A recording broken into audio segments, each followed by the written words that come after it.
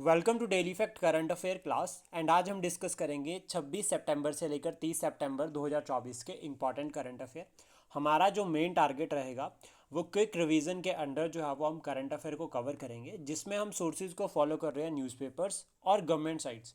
Newspapers में हम बात करें तो हम फॉलो कर रहे हैं the Hindu plus Indian express. हमारा जो मेन टारगेट है वो प्रीवियस ईयर जिस तरह से अगर हम देखें क्वेश्चंस बन रहे हैं करंट अफेयर के एग्जाम्स में, उसी तरह से जो है वो हम करंट अफेयर को स्टैटिक फैक्ट के साथ लिंक करके कवर कर रहे हैं। पूरी सीरीज़ और प्लेलिस्ट आप चेक कर सकते हैं हमारे डेली फैक्ट के यूट्यूब चैनल पर, एज वेल एज आप सब्सक्राइब कर सकते हैं on Telegram for daily MCQs. तो शुरुआत करते हैं करंट अफेयर के साथ। तो सबसे पहली जो न्यूज़ है वो हमें मेंस में लिखने के काम आ सकती है, जिसमें ये बात जो है वो बहुत ज़्यादा इंपॉर्टेंट है with respect to the climate and with respect to the modern democracy. यहाँ पर कहा गया है कि फर्स्ट पेपरलेस इलेक्शन ये मध्य प्रदेश सरकार ने जो है वो कंडक्ट करवाए। एमपी की जो सरकार है उन्होंने कंडक्ट करवाया, और ये जो इलेक्शन हुए ये एक सरपंच की पोस्ट के लिए इलेक्शन हुआ था। कहाँ पर? रतुआ रतनपुर ये विलेज है जहाँ पर जो है वो सरपंच की पोस्ट के लिए इलेक्शन हुए, और ये फर्स्ट पेपरलेस इलेक्शन है हमारे देश की। तो हम इसको मेंशन कर सकते हैं, और ये भी एक ऑप्शन हो सकता है एनवायरनमेंट को प्रोटेक्ट करने के लिए कि इस तरह से अगर जो हम पेपरलेस ट्रांजेक्शन करते हैं तो हमें ज़्यादा पेड़ नहीं काटने पड़ेंगे। ये एक ऑप्शन हो सकता है। प्लस कहीं ना कहीं साथ में ये ऑप्शन जो है वो अगर हम बात e governance sorry green green growth को तो ये प्रमोट ही कर रहा है, प्लस साथ में ई गवर्नेंस के लिए भी जो है वो ये परफेक्ट एग्जाम्पल बन सकता है, जिसको हम जो है वो एग्ज़ाम में ऐड कर सकते हैं। देन उसके बाद नेक्स्ट है वर्ल्ड मैरीटाइम डे 2024 की अगर हम बात करें तो 26 सितंबर 2024 को ये सेलिब्रेट किया जाता है, ऑब्जर्व किया जाता है। और थीम की अगर हम बात करें तो है navigating the future safety first. ये थीम है, कई बार थीम भी डायरेक्ट पूछी जा सकती है। इवन अगर हम बात करें इस बार अलाइड के एग्ज़ाम में तो डेज पर जो है वो क्वेश्चन पूछे गए हैं डायरेक्ट, तो इसलिए डेज जो है वो जनवरी से लेकर दिसंबर तक बहुत इंपॉर्टेंट हो जाते हैं सभी एग्जाम्स के लिए। देन उसके बाद नेक्स्ट है 9th edition of the ICC women T20 world cup 2024। ये जो वर्ल्ड कप है ये बांग्लादेश में होने जा रहा था, बट लेकिन बांग्लादेश में जिस तरह से जो है वो रिसेंट क्राइसिस अभी फेस कर रहे हैं बांग्लादेश के लोग और बांग्लादेश की सरकार, एज वेल एज बांग्लादेश पूरा का पूरा, तो उससे जो है वो अभी इसको होस्ट कौन करेगा? यूएई। तो ये बहुत इंपॉर्टेंट है। पहले बांग्लादेश में होने जा रहा था, देन अब कहाँ पर होगा? यूएई में। एडीबी यानी कि एशियन डेवलपमेंट बैंक, इन्होंने फोरकास्ट किया है कि भारत की जो जीडीपी है वो फाइनेंशियल ईयर 2024 के लिए ग्रो करेगी 7%, और 2025 के लिए ग्रो करेगी 7.2%। एडीबी की ये रिसेंट प्रेडिक्शन है। आपको यहाँ से कमेंट बॉक्स में रिप्लाई करना है कि जो एडीबी है उसका जो हेडक्वार्टर है वो कहाँ पर, किस कंट्री में लोकेटेड है। देन उसके बाद नेक्स्ट है स्मार्ट ड्रैगन थर्ड रॉकेट, जो है वो ये कैरिंग 8 सैटेलाइट, 8 सैटेलाइट्स को कैरी किया इस रॉकेट ने, और इसको लॉन्च किया है चाइना ने। स्मार्ट ड्रैगन, ड्रैगन से ही क्लियर हो सकता है कि it is launch by the China. Then उसके बाद नेक्स्ट है international day for universal access to information, ये ऑब्जर्व किया जाता है 28 सितंबर को। देन वर्ल्ड टूरिज्म डे की अगर हम बात करें तो 27 सितंबर को ऑब्जर्व किया जाता है। और थीम की अगर हम बात करें 2024 के लिए टूरिज्म एंड पीस, तो हम इसको लिख सकते हैं मेंस में भी टूरिज्म सेक्टर के रिगार्डिंग कि टूरिज्म को प्रमोट करने के लिए इस बार की जो थीम थी वो पूरा का पूरा टूरिज्म के ऊपर बेस्ड थी, जिसमें पीस की बात की गई है। तो यानी कि पीस किस तरह से प्रमोट किया जा सकता है। अब हम पीस को और टूरिज्म को दोनों को आपस में लिंक करेंगे, किसके साथ? डिजास्टर मैनेजमेंट के साथ, या फिर अगर हम बात करें क्लाइमेट चेंज के साथ। तो पीस कहीं ना कहीं इन दोनों से लिंक करता है, क्योंकि ये दोनों factor disasters, natural disasters as well as anthropogenic और क्लाइमेट चेंज, ये दोनों कहीं ना कहीं लिंक करते हैं किसके साथ? ह्यूमैनिटी के साथ। और अगर वनरेबिलिटी क्रिएट होती है तो उससे पीस एंड ऑर्डर डिस्टर्ब होता है। इसका रिसेंट एग्जांपल बांग्लादेश के जो क्राइसिस है वो भी है कि वहाँ से जो है वो बहुत सारे जो है वो अब अगर हम माइग्रेशन हम देखें तो भारत की तरफ जो है वो लोग आ रहे हैं। इवन सिमिलर नेपाल में जिस तरह से फ्लड्स चले हैं तो वहाँ भी जो है वो डिस्प्लेसमेंट जो है वो हुई है। देन उसके बाद नेक्स्ट है rabies day, world rabies day 28 सितंबर को होता है। ग्लोबल इनोवेशन इंडेक्स 2024, इसको जो रिलीज़ करता है वो करता है WIPO यानी कि वर्ल्ड इंटेलेक्चुअल प्रॉपर्टी ऑर्गेनाइजेशन। ये एक स्पेशलाइज्ड एजेंसी है यूनाइटेड नेशन की, हेडक्वार्टर है जेनेवा में। और ये वन ऑफ द 15th मतलब 15 स्पेशलाइज्ड यूनाइटेड नेशंस की जो है वो एजेंसीज है, जिसमें से एक जो है वो आपका WIPO है। भारत का रैंक इंप्रूव हुआ है, 1 रैंक इंप्रूव हुआ है।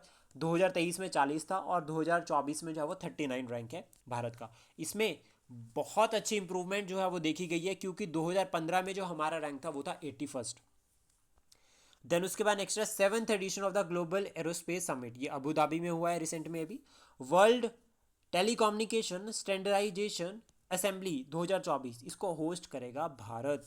ये बहुत इंपॉर्टेंट है, डायरेक्ट क्वेश्चन बन सकता है टेलीकम्युनिकेशन के रिगार्डिंग। वर्ल्ड टैलेंट रैंकिंग 2024, इसमें जो भारत का रैंक है वो है 58th out of 67 economies. World environmental health day, ये सेलिब्रेट किया जाता है 26 सितंबर 2024 को, ये ऑब्जर्व किया जाता है 26 सितंबर 2024, ये भी बहुत इंपॉर्टेंट है। बेस्ट हेरिटेज टूरिज्म विलेज 2024, ये मणिपुर की विलेज है एंद्रो विलेज, इसको जो है वो ये जो है वो अवार्ड या अगर हम बात करें टाइटल मिला है बेस्ट हेरिटेज टूरिज्म विलेज का। और टूरिज्म के रिगार्डिंग अगर हम बात करें तो हिमाचल प्रदेश की सरकार ने भी ये इनिशिएटिव लिया है, एक तो कि भारत हिमाचल प्रदेश को जो है वो ग्रीन एनर्जी स्टेट बनाना है, प्लस साथ में जो कांगड़ा डिस्ट्रिक्ट है उसको टूरिज्म कैपिटल बनाने का इनिशिएटिव जो है वो हिमाचल सरकार का है। देन उसके बाद 20th दिव्य कला मेला, ये पुणे में हेल्ड हुआ, पुणे में हेल्ड हुआ। पुणे कहाँ पर है? महाराष्ट्र में। इंपॉर्टेंट है ये काफ़ी। देन उसके बाद नेक्स्ट है India's rank in term of ethanol production. Ethanol blending की हम बात करें 20% का हमारा टारगेट है, तो उसमें एथेनॉल होनी भी चाहिए, तो प्रोडक्शन के रिगार्डिंग ये काफ़ी इंपॉर्टेंट है। इवन जो स्टबल बर्निंग का केस है वहाँ भी आपका ये एथेनॉल प्रोडक्शन हेल्प कर सकते हैं कि हम स्टबल का यूज़ कर सकते हैं एथेनॉल प्रोडक्शन में एंड कंजप्शन में। तो उसमें जो भारत का जो रैंक है अगर हम बात करें एथेनॉल प्रोडक्शन कंजप्शन में तो वो है 3rd रैंक। ये रैंक डायरेक्ट आप मेंस में भी लिख सकते हो और प्रीलिम्स में भी लिख सकते हो। देन उस प्रीलिम्स में भी आपको पूछा जा सकता है। देन उसके बाद नेक्स्ट है महाकालेश्वर टेम्पल मध्य प्रदेश में। ये न्यूज़ में इसलिए है क्योंकि अभी जो है वो उसकी बाउंड्री वॉल कोलैप्स हुई है, जिसकी वजह से काफ़ी लोगों की जो है वो यहाँ पर जो है वो जान गई। देन यहाँ पर जो हमें याद रखना है एग्जाम के लिए, सबसे पहले तो याद रखना कि जो टेम्पल है वो डेडिकेटेड टू लॉर्ड शिवा। उसके बाद हमें याद रखना है कि कौन सी रिवर के किनारे है, तो शिप्रा जो नदी है उसके किनारे जो है वो ये जो है वो टेम्पल जो है वो लोकेटेड है। और ये वन ऑफ द 12 ज्योतिर्लिंग है, मतलब जो 12 ज्योतिर्लिंग है उसमें से एक जो है वो महाकालेश्वर है। देन उसके बाद नेक्स्ट है वजहनी वाइल्ड लाइफ सेंचुरी। ये जो वाइल्ड लाइफ सेंचुरी है कहाँ पर है? केरला में है। और वेजिटेशन की अगर हम बात करें यहाँ पर तो एवरग्रीन से लेकर डेसिडियस फॉरेस्ट आपको यहाँ पर देखने को मिलेंगे।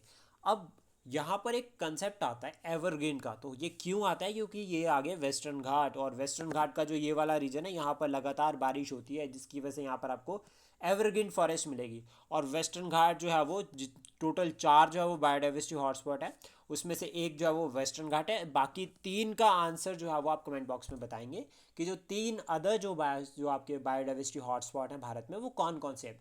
टोटल अगर हम बात करें वर्ल्ड में तो अराउंड 36 जो है वो आपके जो बायोस्फीयर रिजर्व हॉटस्पॉट जो है वो बायोस्फीयर हॉटस्पॉट जो है वो वर्ल्ड लेवल पर है। देन उसके बाद यहाँ पर अगर हम बात करें रेयर मेडिसिनल प्लांट्स देखने को मिलेंगे, लेपर्ड, टाइगर, फॉक्स और एलिफेंट, ये इंपॉर्टेंट है जो यहाँ पर मिलते हैं। देन उसके बाद है रत्तापानी वाइल्ड लाइफ सेंचुरी, ये मध्य प्रदेश में है, विंध्याचल में स्प्रेड है, और विंध्याचल में हाईएस्ट पीक जो है वो सद्भावना शिखर। ये जो सेंचुरी है इसमें भीमबेटका लोकेटेड है। भीमबेटका फेमस है रॉक शेल्टर के लिए, और ये यूनेस्को वर्ल्ड हेरिटेज साइट भी है, one of the ancient site. Vegetation की अगर हम बात करें यहाँ पे तो dry deciduous and moist deciduous. अब देखो यहाँ पर कैसे क्लियर हो रही है कि हम जो है वो एक तरह से करंट के साथ लिंक करके ज्योग्राफी को भी पढ़ सकते हैं और एनवायरनमेंट को भी किस तरह से। अब देखो अगर हम बात करें मध्य प्रदेश की तो वो इस तरह से सेंटर में लोकेटेड है। अब भारत के सेंटर में है तो दैट मीन्स सी की जो इन्फ्लुएंस है वो कम रहेगी, मॉनसूनल बारिश होगी। तो अब वहाँ पर यानी कि आपको जब ऑफ सीज़न चलेगा तो डेसिडियस का मतलब क्या हो गया कि वहाँ वो पेड़ होंगे जो ऑफ सीज़न में अपने पेड़ जो लीव्स हैं उनको शेड कर देते हैं ताकि उस कंडीशन में खुद को प्रोटेक्ट किया जा सके। देन उसके बाद नेक्स्ट आता है मानस नेशनल पार्क, ये आसाम में है, ये वाइल्ड लाइफ सेंचुरी है, वर्ल्ड हेरिटेज साइट है, टाइगर रिजर्व है, एलिफेंट रिजर्व है, बायोस्फीयर रिजर्व है। और ये लिंक करता है मानस रिवर के साथ, यानी कि मानस रिवर के नाम पर ये जो है वो इस नेशनल पार्क का नाम पड़ा है। और ये जो मानस रिवर है ये ट्रिब्यूटरी है ब्रह्मपुत्र की। ब्रह्मपुत्र की अगर हम बात करें तो सबसे पहला क्वेश्चन यहाँ से आपके लिए एग्जाम में पूछा गया है काफ़ी बार, और हम भी पूछते हैं यहाँ पर कि ब्रह्मपुत्र को जो है वो बांग्लादेश में किस नाम से जाना जाता है, पहला पॉइंट।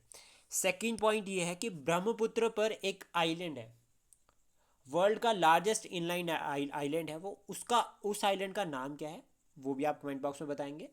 देन उसके बाद थर्ड हमें याद रखना है कि ब्रह्मपुत्र जो है वो वॉल्यूम वाइज अगर हम बात करें तो भारत की लार्जेस्ट रिवर है। देन उसके बाद नेक्स्ट है एम्बेसडर टू आइसलैंड, अभी रिसेंटली अपॉइंट किया इनको मिनिस्ट्री ऑफ एक्सटर्नल अफेयर ने, आर रविंद्रा। कृषि साथी स्कीम, ये स्कीम मोस्ट रिसेंटली जो है वो लॉन्च किया है यूपी सरकार ने, जिसमें मेन टारगेट जो है वो है वुमेन को एम्पावर करना in the field of agriculture, यानी कि एग्रीकल्चरल सेक्टर में वुमेन एम्पावरमेंट पर फोकस करना जो है वो मेन टारगेट है इस स्कीम का।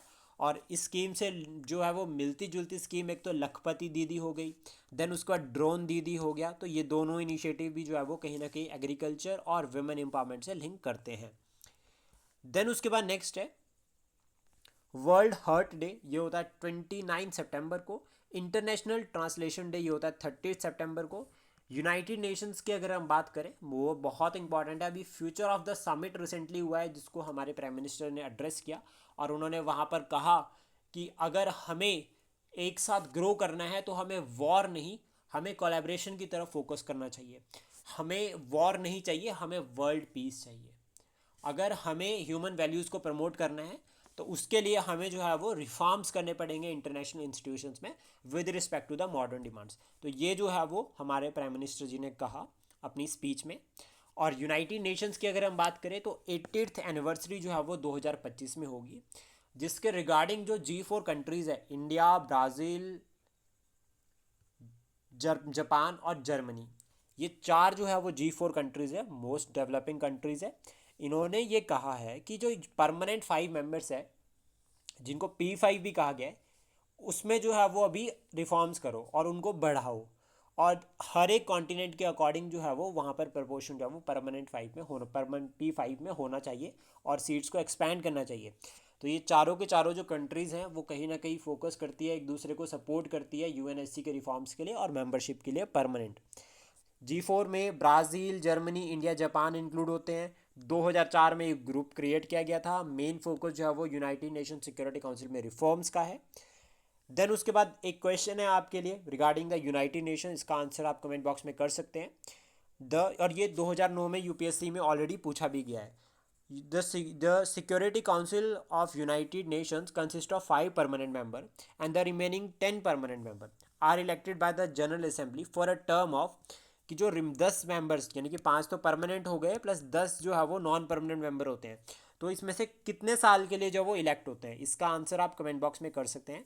आई होप ये इनिशिएटिव आपको अच्छा लगा हो। Please support, share and subscribe daily fact. Thank you for today.